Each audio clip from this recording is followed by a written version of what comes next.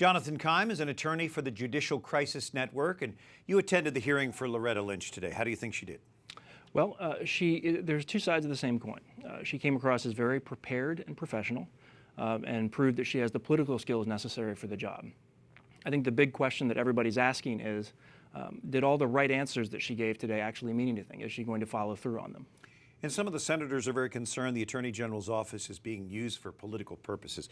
Listen to this question.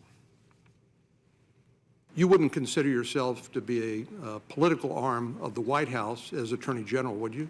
No, Senator, that would be a totally inappropriate view of the position of Attorney General. Jonathan, what do you think of that response to the question? Well, I think it's the right answer. The Attorney General position is a little bit unusual in that they have a dual role. As the advisor to the president, they're not simply working for the president. They're the chief legal advisor for the entire government. And that means that the Attorney General has to be committed, first and foremost, to the law and the Constitution.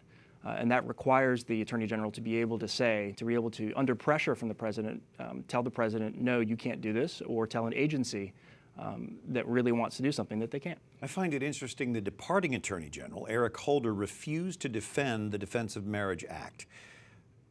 Isn't the Attorney General supposed to uphold the law, not refuse to defend it? Yes, that's exactly right. There are two situations where an Attorney General can decline to defend a law properly. One of them is where the Supreme Court's declared it unconstitutional, and the other is where it would impinge upon the President's core executive powers. But in both cases, the government is obliged to make known to Congress that it is not going to be enforcing the law. And Attorney General Holder's decision in that regard was based on no Supreme Court case, and it affected no core executive power. Very tense time for law enforcement. I think of the situation in Ferguson and the Attorney General's role there. What gives Ms. Lynch the background to lead the department right now, do you think? She's a career prosecutor and has a lot of experience with law enforcement issues. And as someone who spent a long time in government, both as a U.S. attorney, well, actually twice as a U.S. attorney, she's very familiar with the relationships between people and police, and has had to observe and oversee some of those issues herself in her own district. So she's going to be fairly well equipped for that.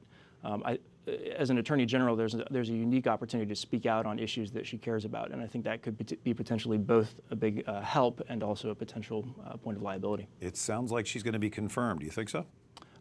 The chances look pretty good. It's not entirely clear, although I suspect that she probably will be. We'll see what happens tomorrow. Jonathan Keim with the Judicial Crisis Network. Thanks for joining us on EWTN.